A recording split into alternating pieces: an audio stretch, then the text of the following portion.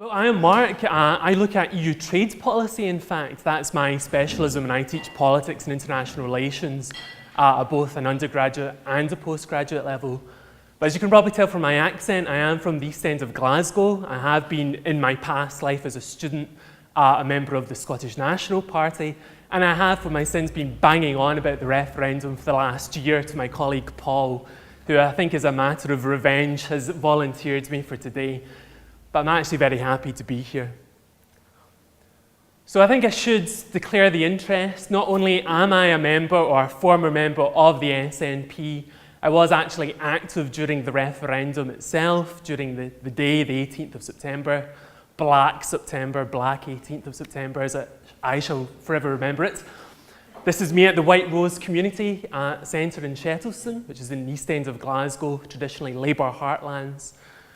Whereas Labour Glasgow actually voted yes to the referendum in total. This is me at the headquarters in Shettleston for the SNP, the Yes campaign. This is incidentally something to put on all the doorknobs of all the homes in Shettleston on the morning of the referendum, so people woke up to this on their sort of handle, saying "End Tory rule forever." And obviously had an impact, at least in Glasgow. So just in case anyone's not familiar, I don't mean to patronise anyone here, but I'm not so sure that people sort of understand, the sort of intricacies or the sort of the nuance of Scottish politics at times. Even among my own colleagues, when I mention Johan Lamont, for example, who's the Scottish Labour leader, people always aren't very familiar, So just the background to the referendum itself. Obviously, you had the Edinburgh Agreement in 2012, which was agreed between the First Minister, Alex Salmond, and David Cameron, obviously the Prime Minister. And this was really off the back of the Scottish parliamentary elections in 2011, where the SNP, to everyone's surprise, won 69 out of a total of 129 seats in the Parliament. So actually having an outright majority in the Scottish Parliament. And that was actually, as I say, a massive surprise, because the Scottish Parliament, when it was established in 1999, was deliberately set up with a mode of proportional representation. And the unionist politicians, Westminster politicians at the time, were actually quite open about the fact that the PR system was being implemented not because of necessarily the moral case for proportional representation, but because they were in fact scared that the nationalists, if it was a majoritarian system, if it was first past the post, could easily gain a majority with, say, 35% of votes cast. They might gain, 55% of the seats in the Scottish Parliament. So as a means, as a device to try to prevent the SNP from gaining an overall majority in the Scottish Parliament, PR was introduced. And of course, George Robertson, Westminster politicians at the time, claimed that devolution would kill nationalism stone dead.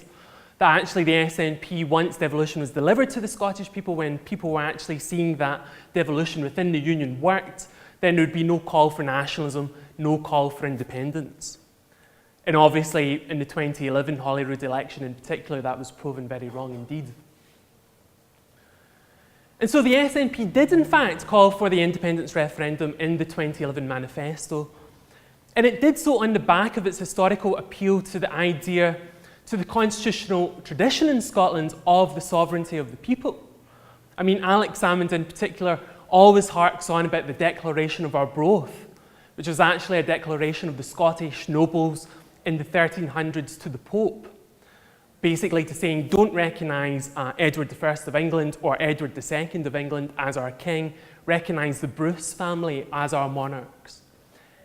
And we have chosen the Bruces, we have chosen the Scottish line of kings based on the will of the people, based on the sovereignty of the Scottish nobility, the Scottish gentry, Scottish civil society. Although I'm not convinced civil society was the buzzword in the 1300s, but something to that effect in the Declaration of Arbroath. And so the SNP historically have appealed to the sovereign will of the people, that sovereignty rests with the citizens of Scotland, not with the Westminster Parliament. Supremacy of the Parliament is not on the SNP books. And neither does it reside with the sovereign, with Queen Elizabeth, the first of Scotland, as we ought to call her, second of England.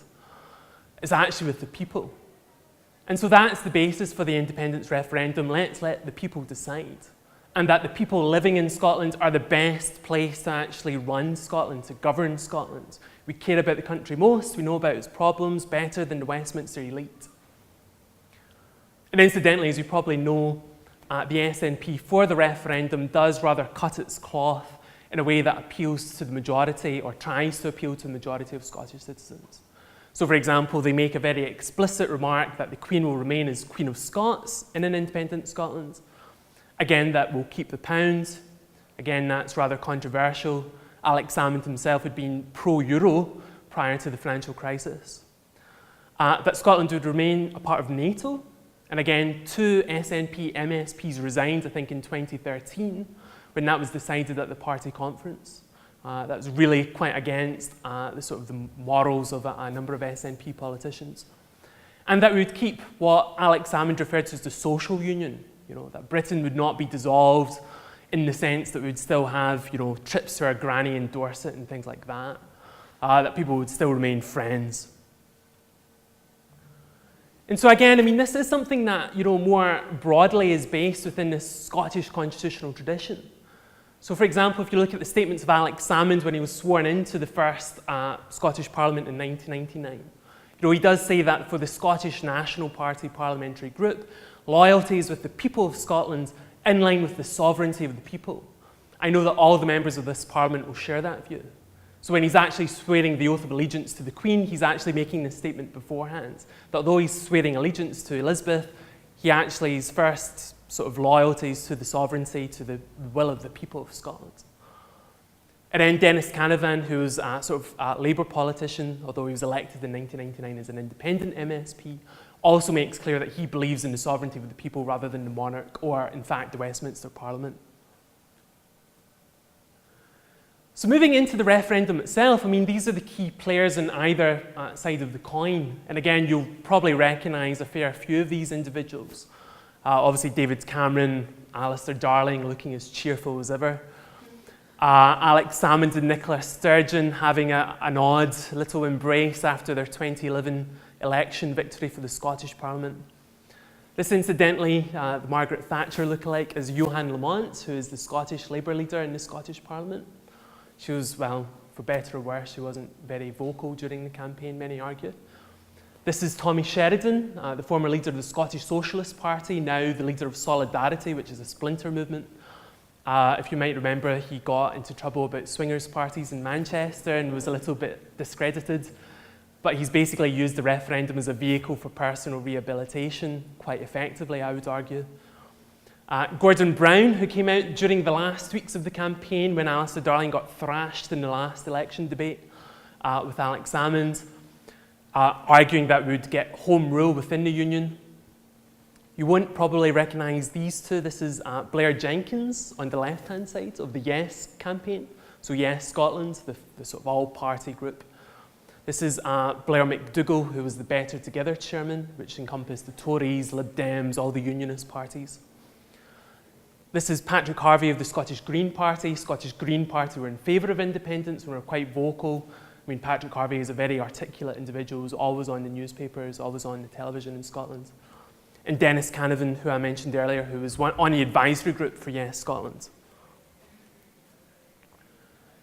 And at least in terms of, from the SNP perspective, from the Yes campaign's perspective, I mean, the major issues for the referendum obviously are about Scotland governing itself, the idea of the sovereignty of the people, but more broadly in particular about ending Tory rule forever.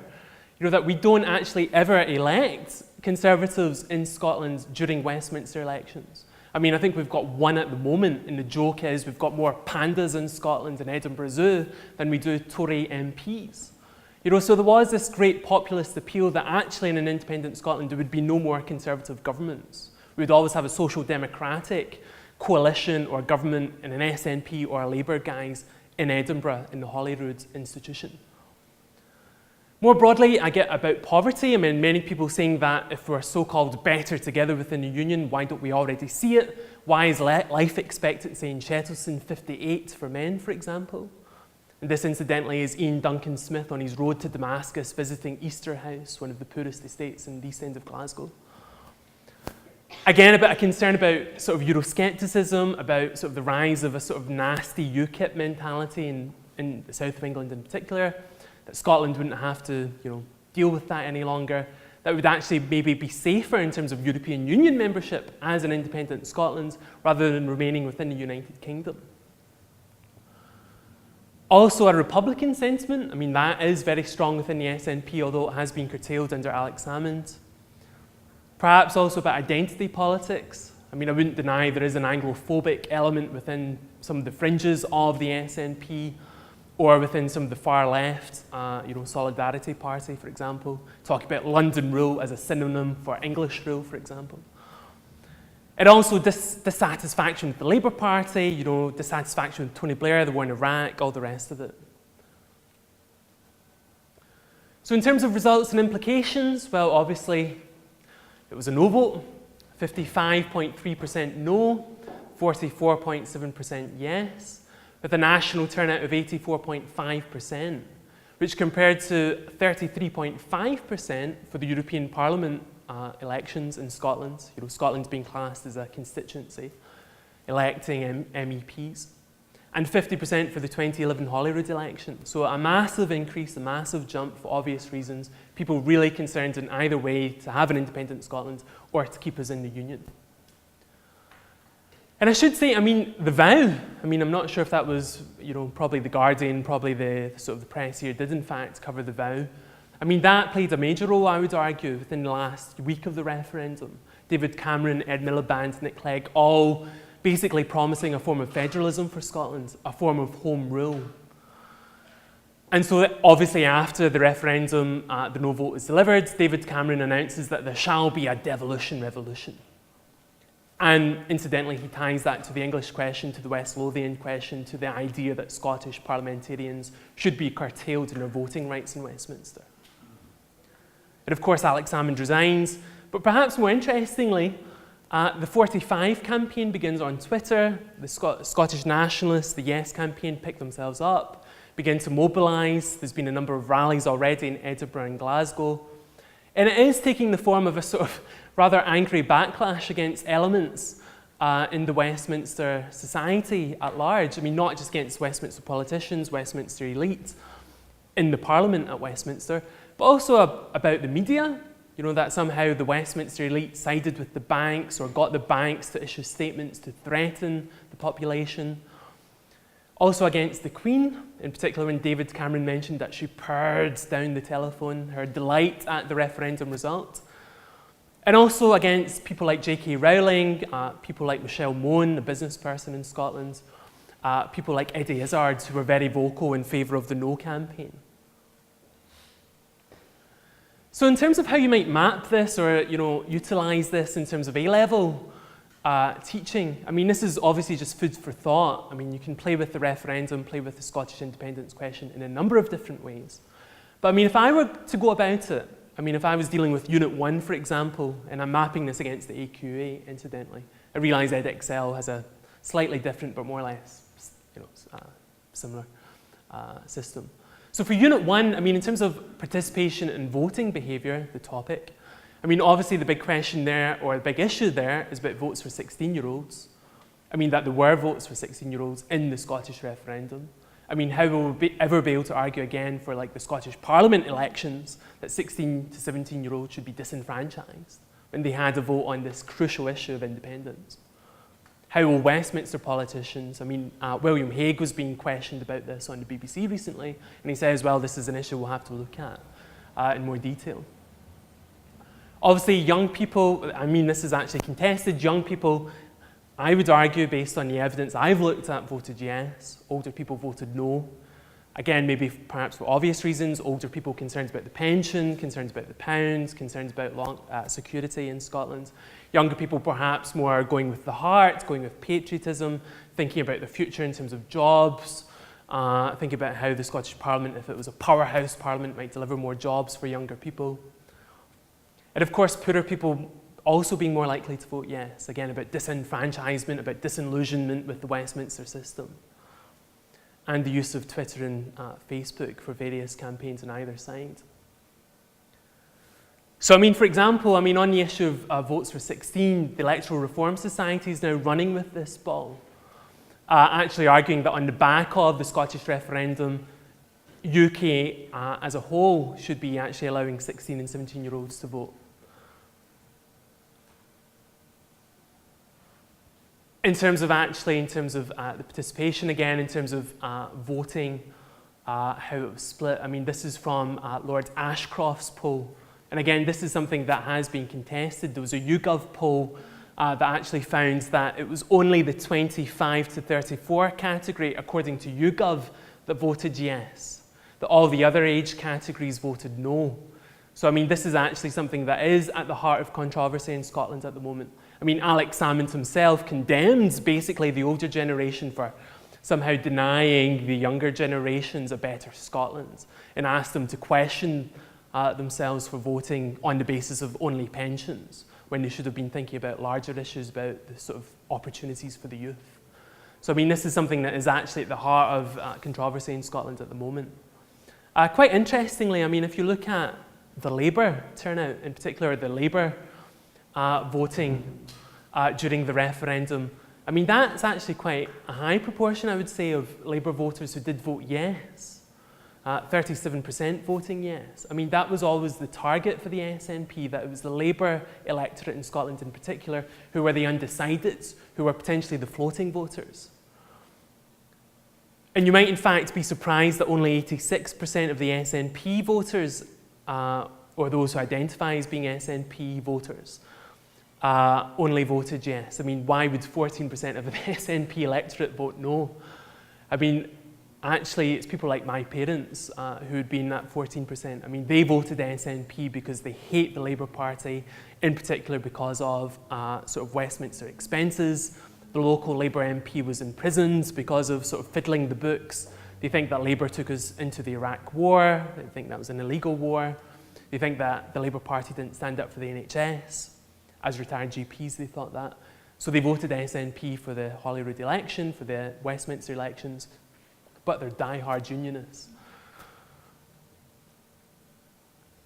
And again, this is about sort of the issues that motivated the yes and the no voters. So the sort of the 2 or 3 most important issues for yes voters in blue, no voters in red.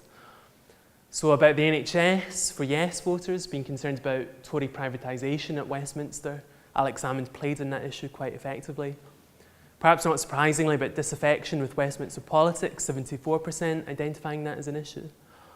And then about tax and public spending, so basically about austerity, things like that the Scottish, independent Scotland wouldn't fall into the trap of austerity as pushed by George Osborne, as pushed by Ed Balls. And then no voters also about the NHS, potentially thinking it's safer with Westminster. Unsurprisingly about the pounds, which was the big hallmark of the Better Together campaign, and also about pensions, which I mentioned. And this, incidentally, is a graph that looks at sort of life expectancy. Again, I mentioned that poorer people were more likely to vote yes. I mean, if you look at Dundee City, Glasgow, West Dunbartonshire and the left, for example, all these regions or cities voted for independence, which was surprising given that Glasgow in particular is traditionally a Labour stronghold. But if you look at life expectancy for men in light blue here, I mean, in Glasgow, Dundee City, West Dunbartonshire, it's below 75, which is well below the Scottish average on the right-hand side. But again, as I mentioned, in places like Shettleston, in the east end of Glasgow, it's like 58 is the life expectancy for men. So again, disenchantment, being disillusioned with the Westminster system, played into working class people in particular, maybe voting yes. And again, in terms of participation more broadly, I mean, this is the Twitter account of Jim Sillars, who was sort of Alex Salmond's buddy in 1990, 1991. He was a big sort of SNP politician who defected from the Labour Party, I think in the 1980s. I mean, he's seen as the king over the water for the SNP. If you're disenfranchised or disillusioned, rather, with Alex Salmond, Jim Sillars is seen as just sort of the alternative, could have been SNP leader who's more on the left of the party. So he really did sort of mobilise people via his Twitter account. I mean, he's got 20,000 followers and he really sort of mobilised the left in the Yes campaign.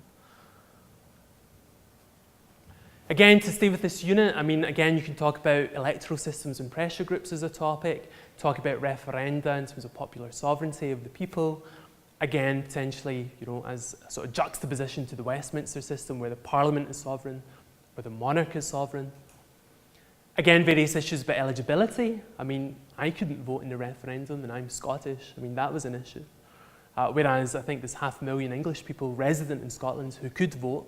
So obviously, you could maybe talk about some of these issues. And again, in terms of pressure groups, I mean, I would argue that the business community is a pressure group. It's not just things about NGOs and Oxfam and Save the Children and various things like that. I mean, if you're going to talk to the students about pressure groups, I mean, think about the business lobby as a whole. I mean, this is a boycott list for the Yes campaign in the aftermath of the no vote, that people are saying we're going to close our sort of Halifax account, we're going to close our RBS account, because all these various companies in one way or another spoke out against independence. I mean, John Lewis within the last week of the referendum campaign said that prices would rise in an independent Scotland, as did ASDA. You know, really, in many people's view, bullying the Scottish people. And then in terms of mapping it against potentially Unit 2, governing modern Britain, then of course, you know, the issue about the constitution, sovereignty of the people, as I was mentioning, Alex Salmond, the SNP view of sovereignty of the people, rather than sovereignty of parliament, monarch. And I would say another interesting issue for me in particular would be about the court executive and about civil service impartiality. I mean, I remember when I did modern studies, which is the equivalent of A-level politics, you know, at Glasgow, we were always taught that civil servants were never praised for any successes, but neither were they named, neither were they shamed, that the civil service were this beacon of impartiality. But then when you actually look at what happened during the referendum, I mean, Treasury officials, you know, briefing the BBC about the fact that RBS was going to move its headquarters down to England in the event of a yes vote. Or in terms of Mark Carney, the head of the Bank of England, who I did check, does classify as a civil servant, technically. You know, arguing that, you know, Alex Salmond's currency plans were just, you know, not workable. So, I mean, I think there is a question about civil service impartiality during the referendum, and more broadly in terms of British politics. And of course, again, you know, the obvious topic under Unit 2 would be multi-level governance. I mean, there's a number of ways you can play with the Scottish referendum question here, about the devolution revolution, about home rule, West Lothian question, the English regions, you know, will John Prescott's dream of a Yorkshire Parliament now come alive on the back of the experience of the Scottish referendum? And will the Barnett formula be curtailed? And I mean, I think this is something that's not actually going to go away. I mean, this idea of home rule in particular is something that Nicola Sturgeon, if she becomes, as is likely, the new SNP leader, is going to be, you know, harking on about for the next, you know, Westminster Parliament when it's elected next year. I mean, this was her sort of speech when she was putting herself forward for the SNP leadership when Alex Salmond resigned recently. She's saying that through Gordon Brown speaking, we were told, with the authority of each of the parties in the Better Together campaign, the promise was clear and it was unmistakable. This package would be home rule and something near to federalism. But let me say this to Westminster on behalf of Scotland. It had better be. If the UK parties move forward in that spirit, they will have me in a willing partner for progress. If not, they will pay a heavy political price. Not because I say so, but because the people of Scotland will make it so.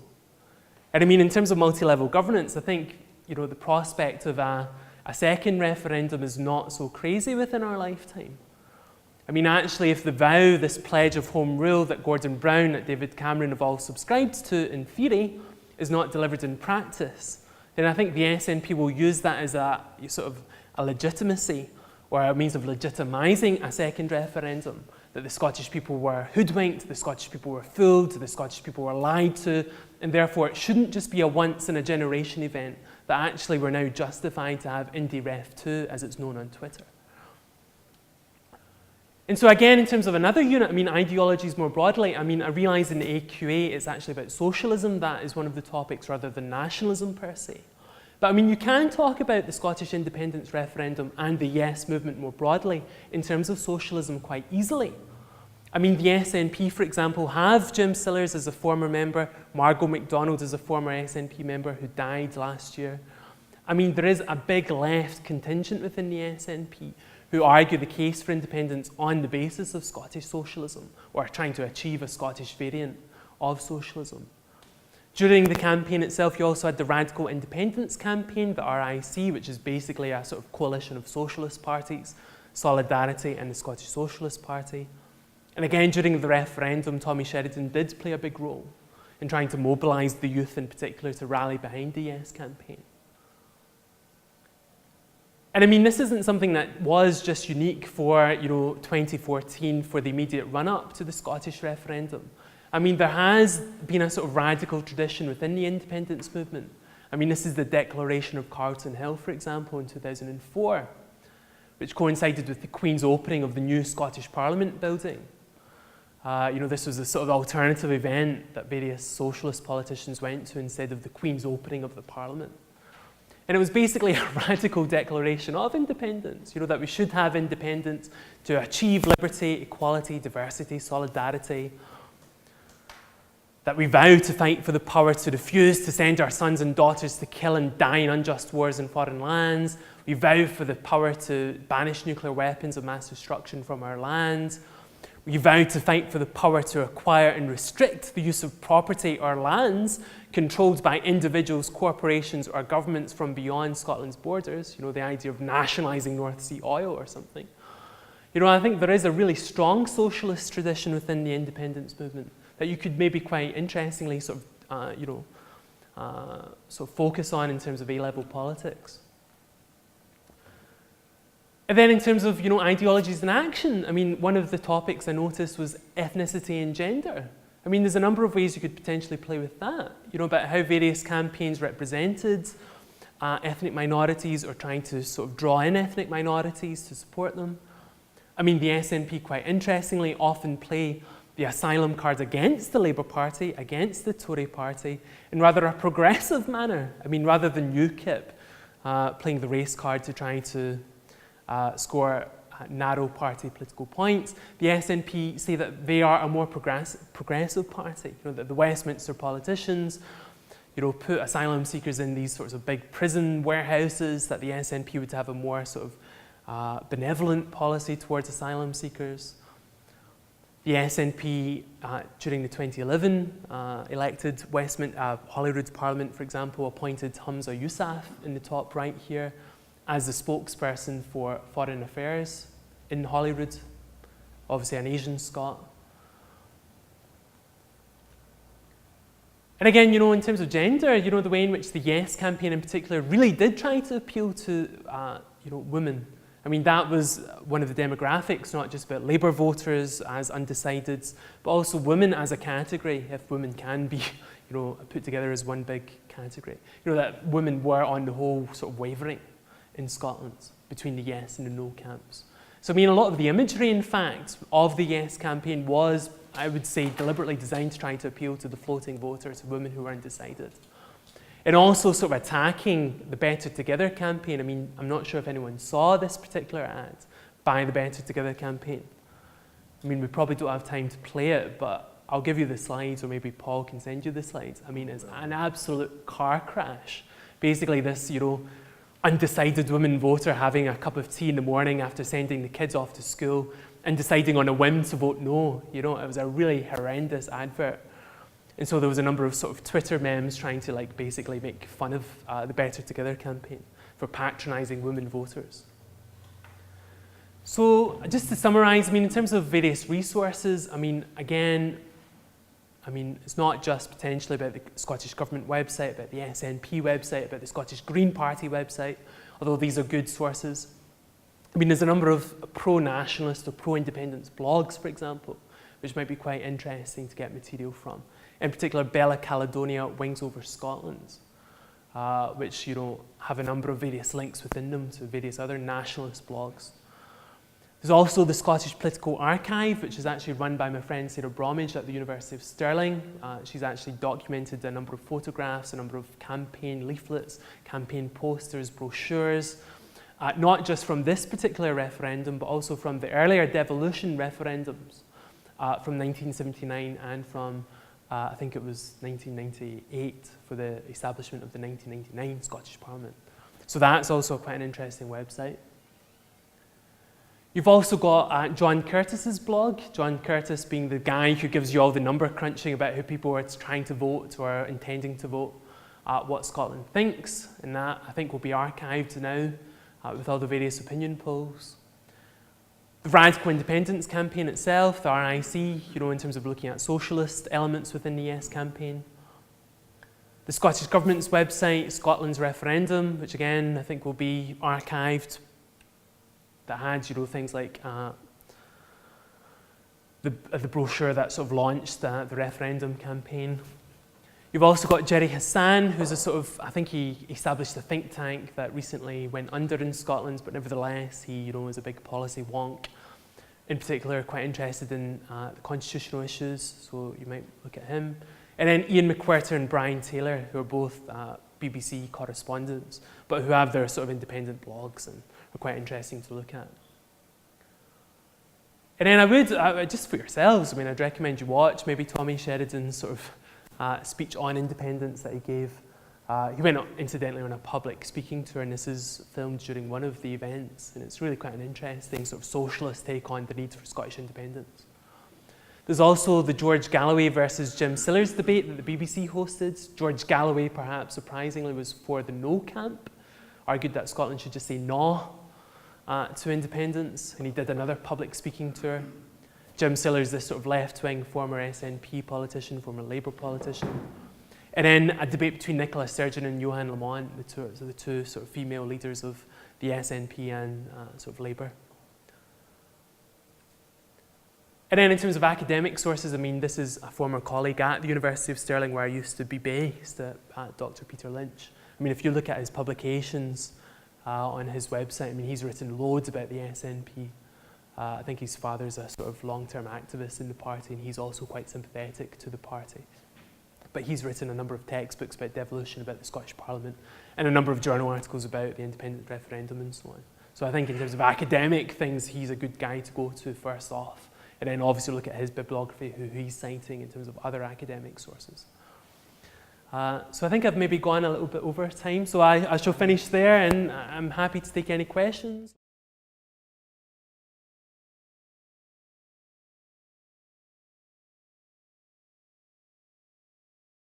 This is the title for the session that I thought of, although in fact I'm not going to talk about it just as an electoral issue, but more broadly in terms of thinking about immigration, as Mark did in relation to the Scottish referendum, in terms of the different elements of the A-level curriculum where immigration can be brought in as an example, or to highlight different aspects of the study of government and politics. And I've looked, we didn't kind of divide it up between us, but whereas Mark looked at the AQA specification, I looked at EdXL, and as I say, they are pretty similar anyway. And I noticed that, which I didn't realise at the time when I first thought I'd do something on immigration, immigration isn't even mentioned in the specification anywhere. If you do a search, it doesn't even come up. Of course, multiculturalism does come up. So mainly what I'm going to do here is talk about immigration as a kind of cross-cutting theme, where you can pick up or use immigration and ethnic diversity and so on as an issue to highlight various aspects of the study of government and politics. So I'm going to, start off, I probably won't say very much at all about the specification, I mentioned that really. I'll say a little bit about multiculturalism, which is on the specification. And then, as I said, mainly I'm going to talk about it as a kind of cross-cutting issue or question. And try and just give some examples and resources, really. Like with Mark's PowerPoint, there are a number of links in there. I'm not going to, because of time constraints, probably click on all of the links and open them up. But when I send you the PowerPoint, I'll kind of say what they are, but then you can do that for yourself rather than me doing that this afternoon. So if in looking at the EdXL specification, as I say, I was kind of surprised actually that immigration isn't even mentioned, directly. There are direct references to multiculturalism, both in Unit 3, so this is the A2 element, isn't it? Both in relation to Unit 3, which I'm not really going to talk about, partly because it's not my area so much, and also just to limit what I'm going to talk about. But it does come up in relation, multiculturalism is mentioned specifically in relation to Unit 3, Topic C, representative processes in the USA, where it talks about racial and ethnic politics, specifically. And in Unit 4, which I think is the extended themes in political analysis, other ideological traditions where multiculturalism, and that's a fairly standard approach in the study of ideologies, of course, is to distinguish kind of new ideologies from sort of classical ideologies that I think you study in one of the AS units. So I'm going to start by saying a little bit about multiculturalism, which is one of the things that I teach here on our undergraduate program in Year 2, and then go on to look at, as I said, other aspects of thinking about immigration. So do kind of interrupt me or throw in any questions while I'm talking, sort of have a dialogue and a discussion rather than me just talking. So here, all I'm going to do at the start really here, and again a bit like Mark, I'm a bit wary of kind of suggesting things that are very obvious and that you're very familiar with, so excuse me if I do that. But in terms of my own teaching of ideology, which we have a module at level 4 in Year 1, which Mark now teaches in fact, but also I teach about multiculturalism on a level 5 module about diversity and social cohesion and immigration. And I think that to make sense of multiculturalism or multiculturalist political thinking, as they talk about in the specification, students really need to have an understanding of the nature of an ethnically diverse society, because I think they often have very little kind of real understanding of the nature of ethnic diversity or cultural diversity in society, European society like the UK. Both in terms of probably what most people think about in terms of the kind of post-war experience of immigration, as Madood puts it, immigration from outside Europe of non-white peoples into predominantly white countries like the UK and other European states. But also, of course, really since then, that the continually evolving, changing pattern of ethnic diversity, particularly with intra-EU migration, which has become, of course, a very large focus of debates about diversity in recent years with immigration from particularly the A8 countries and now Bulgaria and Romania. So what I've got in here, which I'm not going to kind of really talk to, but as I said, I don't know how because if you take a textbook like Haywood, which we've used in university, I don't know if some of you use that for teaching the ideologies, there's none of this kind of background in the textbook at all about how we got where we are today in terms of ethnic diversity and the nature of modern Britain as a multicultural society. So I've just got some figures here from the 2011 census, just looking at the proportion of the population made up of non-white ethnic minorities and of non-white British ethnic minorities, and how that's increased. So it shows how it is a significant process of change over the last few decades with the growth of non-white ethnic minorities in this case in England and Wales. And this is just a table again. Here's the link to the ONS website where you can find that table, or it's actually a link to it within the publication on that on the website there. But again, I think very useful in terms of students getting this kind of snapshot of this in terms of the way the ONS and the census defines ethnicity, getting this kind of snapshot of the very diverse nature of modern British society.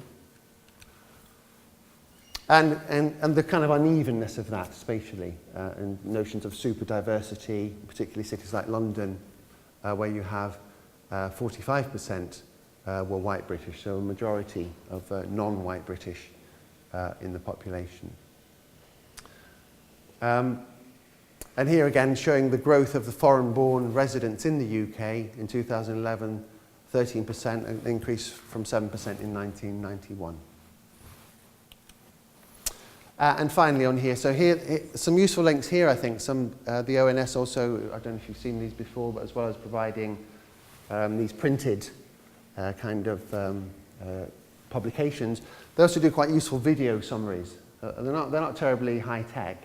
They tend to be PowerPoint kind of slides with a sort of accompanying captions or voiceover. But they're pretty good in showing some of this data in a slightly more interesting way. And again, this sort of figures are interesting, I think, in terms of students understanding if you ask students what would be the major groups of people who are from non-UK countries of birth, foreign born, I'm not sure that people would think of Poland as being the second largest group, for example. So, okay, so what I'm going to do just in the rest of the of this little bit of the afternoon is to, a bit like Mark did, try and I did go through systematically actually the specification, and it seemed to me that every single unit in the specification you could bring in immigration in one way or another. Some, more clearly than in others. But rather than kind of go through Unit 1, this, and this, I thought I would just try to highlight a few of the ways in which immigration figures as a political issue that can be brought into the teaching of government and politics. Some of them, I'm sure, really very obvious, and some of the resources that I'm suggesting here you might be very familiar with. Others not, but hopefully they will be useful. So I'll just sort of mention them as I go through.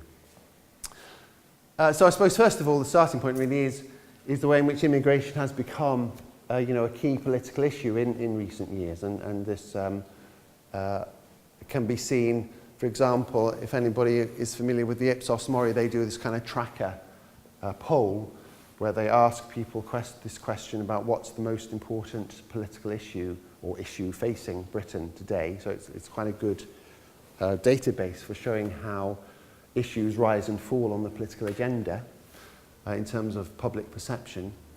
And for a number of years, you may know, race relations and immigration has been right at the top. Not necessarily number one, but certainly in the top 10 or the top 5 and so on.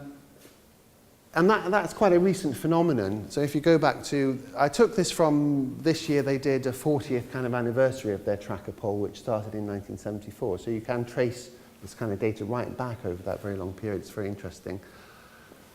In 1974, only 7% thought that immigration and race relations was either the most or another important issue. Whereas you might think of the 1970s as a period when actually this would be high on the political agenda and in terms of people's perceptions about political issues and problems that need to be dealt with. Actually much higher today. So as I say, if you follow that link, which I won't, if you want me to, I'll open it up now, but it's interesting. You can see this data there in more detail.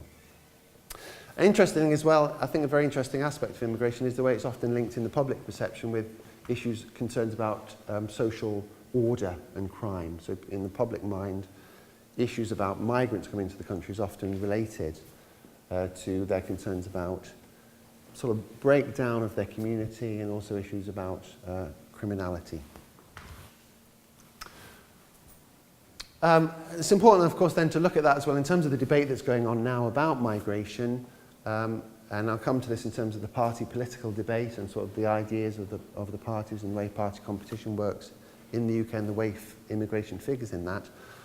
Of course, we know that the Conservatives made this pledge, or the coalition made the pledge, to reduce net migration to the tens of thousands rather than the hundreds of thousands. So, important context here is the growth.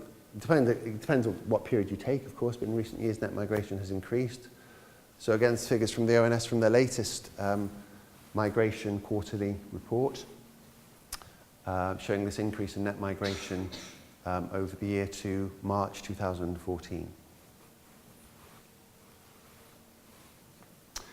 As well as immigration being at the top of the sort of list of issues that people say are important issues, of course that's related to very strong evidence of predominantly negative attitudes to immigration. It's not obvious or not automatic that if people put it at the top of the list it's because they regard it as a negative thing, but that is the connection there.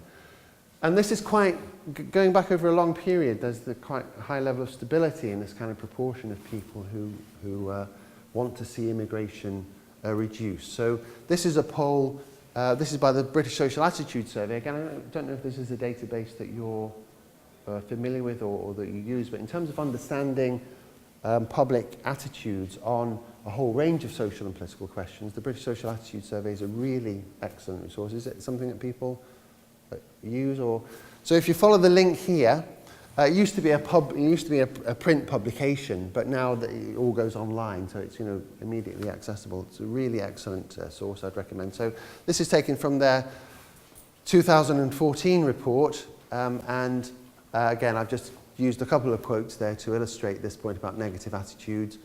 77% want to see a reduction in immigration. People tend on the whole to think that both the economic and the kind of cultural impacts of immigration are negative. More people think they're negative than are positive. So that's important in terms of how this feeds into the political debate, that the political parties are responding to, how that's then gets kind of reflected in party competition and so on. So just elaborating on that here, this is a poll reported in The Guardian that they commissioned the ICM to do, and you can also link to the ICM website there. There's quite a good article in The Guardian reporting the poll with some good graphics and so on. The Guardian is a brilliant source, I think, for graphics. That's something they seem to put a lot of effort into. So their website is really good for stealing graphic representations of social trends and so on. And so again, you can see this link between this kind of economic insecurity, concern about economic insecurity, and the way people link that with immigration. So asked which 2 or 3 factors people personally think are the most responsible for the current economic fear. So I forget, but other things were things like that, irresponsible behaviour by the banks or things like that. The most frequently mentioned is immigrants undercutting British workers. Again, if you look behind that data, of course, it'd be very interesting to do what Mark did a bit there with the Scottish referendum, look at the kind of breakdown of that in terms of age or social class and so on, gender. That is a very important aspect of the debate about immigration, is how views on immigration do very much differ according to people's level of education or class and so on. Now, this I think is also really important in terms of the Unit 1 of whatever it is, people and politics, and the kind of the theme there about legitimacy and the decline of legitimacy of government, the kind of democratic crisis idea. I guess as we all know, this is a central issue in that. Clearly plays very sort of strongly, feeds very strongly into those feelings about the ineffectiveness of the sort of the process of government in terms of dealing with issues that people think are important. And this also links here through this poll by YouGov, again, which you can link to, the kind of distrust of all of the main political parties. So it's not by no means the only issue that kind of feeds into that, but it certainly is an important one. So you've got here, ask which party they trust to most handle immigration. Again, that's quite a standard polling kind of question, isn't it, to get at people's political attitude. Which party do you trust most to deal with the economy or the NHS or whatever? As you'd expect, the Tories come out ahead of Labour or the Lib Dems because of their kind of tough stance on immigration. But interestingly, 29% trust none of the 4 parties. And UKIP comes top with 25%. So again, it shows that distrust, that kind of disconnection from the main political parties. And look, if you add the 25% to the 29% UKIP, the 25% UKIP and the 29% who say none of the 4, that's a really sort of big number in terms of the challenge for the other 3 parties.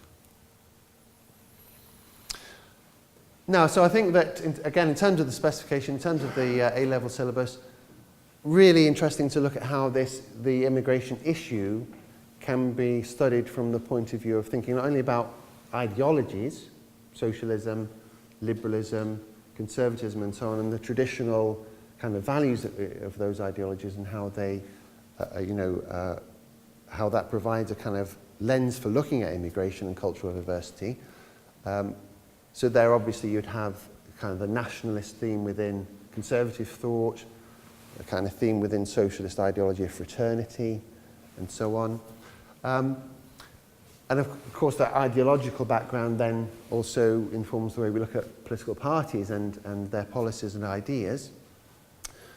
But immigration, I think, is really important issue is with very strong echoes of crime in recent decades, the way in which the main political parties have all felt the need to move towards a kind of tougher, what they might see as a tougher stance on immigration, to kind of compete with each other on that kind of terrain, just like since the 1990s, under New Labour, there was that clear shift towards repositioning Labour in terms of its attitude to crime, to try and kind of steal that issue from the Conservatives, seeing it as a weakness in terms of public perception of Labour. So again, here you have this tough, soft kind of rhetoric and differentiation, where the kind of trend is towards trying to speak tough, try and be tough. So this is just quite an interesting article in the Guardian. As you see, I tend to use the Guardian. That's the paper I read, so I just kind of put that out there. But I do find it actually the Guardian archive is a very good source for all sorts of things. So that makes this kind of point about immigration from the EU, where again the kind of thrust, the trend of political debate is moving towards all parties trying to show that they take that issue seriously, not just immigration generally, but specifically this question of EU, intra-EU immigration. And I think, I can't remember, I think this is from August. I think this is the story here is about Nick Clegg recently sort of coming out with this statement that, the Liberal Democrats will take this kind of tougher stance in terms of EU migration from EU countries. I think he talks about new member states, that they shouldn't have the right to sort of automatically be part of the free movement principle.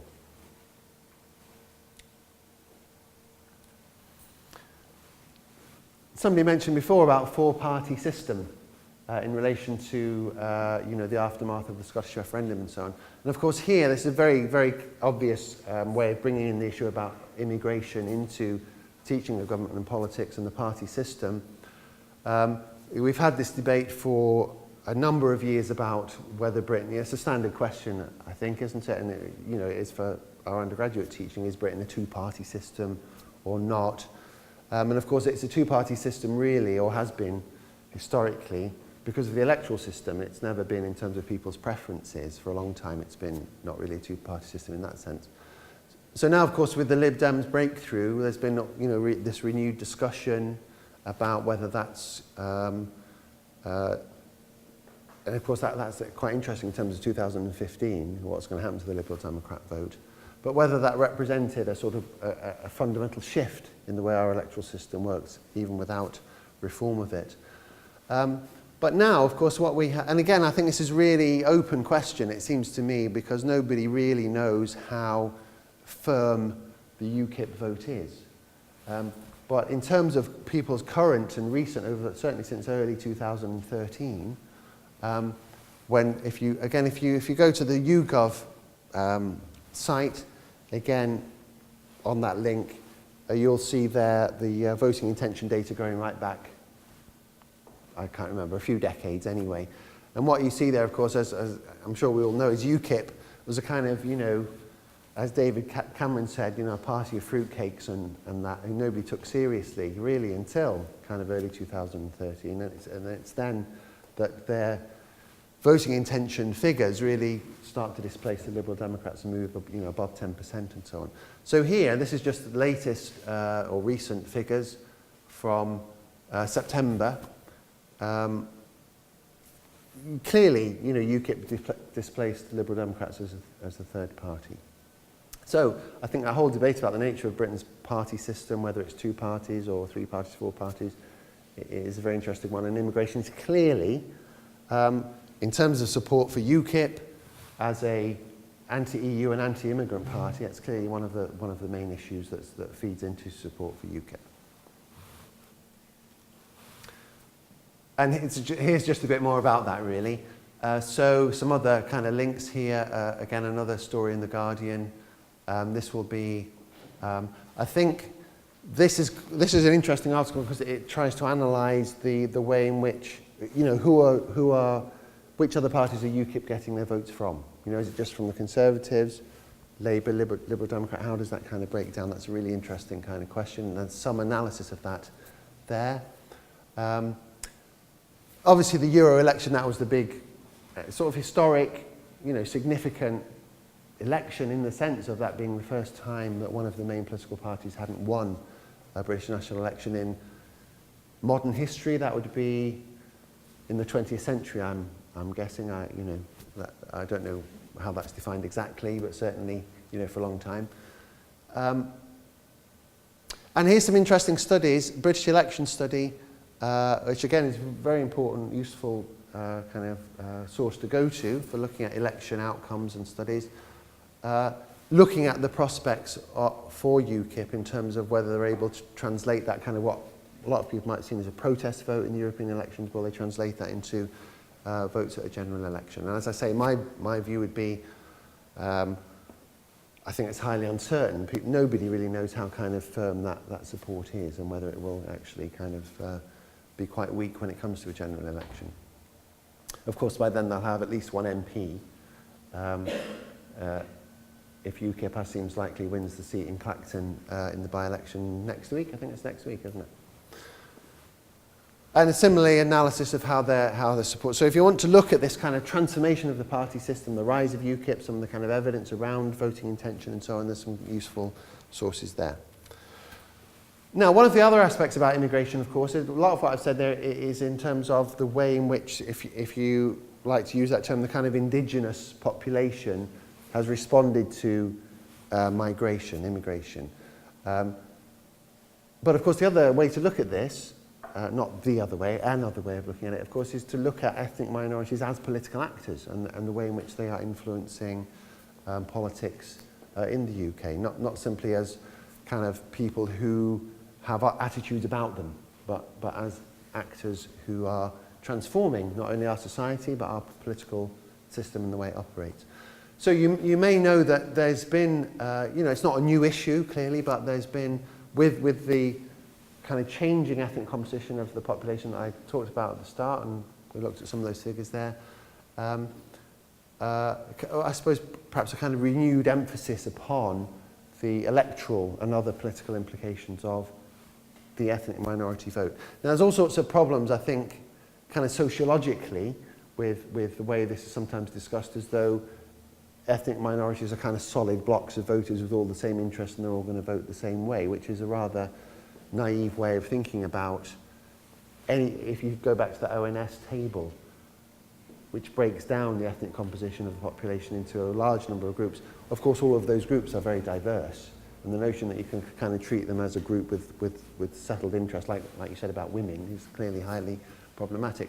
But anyway, here you've got a link to a campaign or an organisation called Operation Black Vote, which is obviously, the whole purpose is to mobilise the ethnic minority, or in that case, black vote.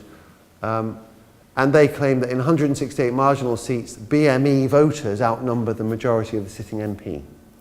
In other words, they're critical in those marginal seats to what happens. But again, there's a kind of assumption which I think is interesting to think about and explore, which is a kind of assumption that you can mobilise all of those people to vote one particular way, and that's going to then affect the outcome. But nevertheless, it's showing how in a number of seats which happen to be marginal, you have a large enough ethnic minority vote to make a real difference.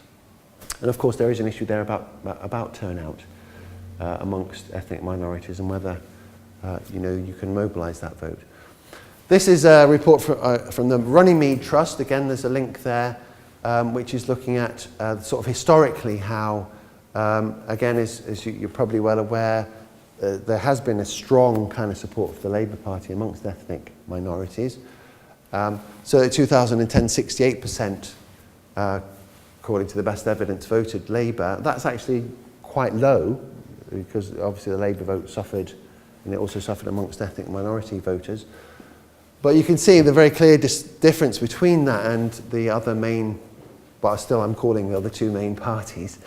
So the Runnymede Trust report is interesting analysis of that, kind of, and trends in terms of the partisanship of ethnic minority groups. And here, Mark referred to the Ashcroft polling in relation to the Scottish referendum.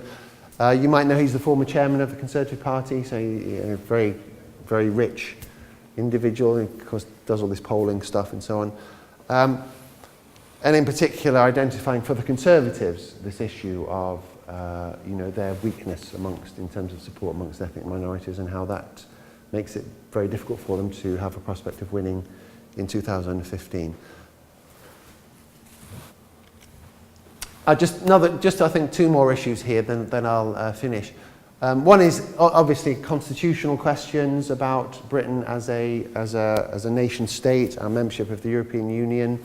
Clearly, immigration, as we've been suggesting so far, and as is again in a way quite obvious, is a major, clearly an absolutely major issue in terms of in terms of Euroscepticism, and in terms of specifically of the Conservatives' pledge to hold an EU referendum if they're voted into government. So this here is a speech by Cameron, because you'll remember he gave a speech in whenever it was, early 2013. I think he made this pledge that they would hold a referendum, but he didn't really say exactly what the issues would be. This is an article that he wrote more recently. I'd have to click on the link to sort of remember, but where he sort of sets out really these are the key sort of targets for renegotiation, and immigration, is right there. It's one of the sort of big things, as we know from other things that he's been saying about controlling our borders, being able to make decisions for ourselves about the number of migrants from Europe who we allow in.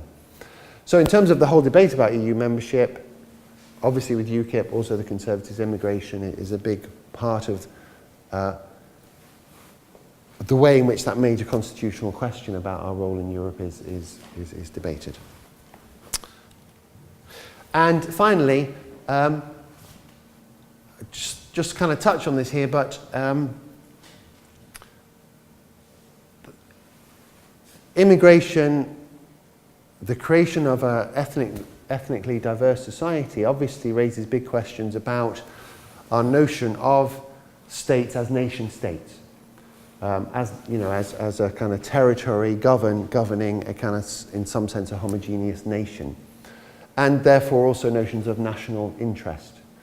And of course you can see that very clearly in the way in which politicians have responded to concerns about social cohesion, with all of these debates about Britishness, trying to either create or sustain some kind of notion of Britishness that they think will bind people from different kind of ethnic backgrounds together. But it also has implications for sort of foreign policy issues too, where you have, in the modern globalized world, migration across borders, creating diasporas of people who may feel have quite complex senses of identity in terms of feeling, in the case of migrants to Britain, acquiring some kind of sense of British identity, but also retaining some sense of identity with their countries of origin. So that has implications for the way foreign policy is debated, and Cameron using language, or politicians generally using language in relation to foreign policy actions and decisions, taking them in the British interest, because it's much harder to, that's a very contested kind of term anyway, but in a culturally diverse society, the whole notion that there's a kind of national interest that can be pursued in foreign policy or other policy areas is much more problematic. So again, this is just an article, but quite an interesting discussion about this kind of issue in relation to foreign policy, and particularly in the Middle East and so on.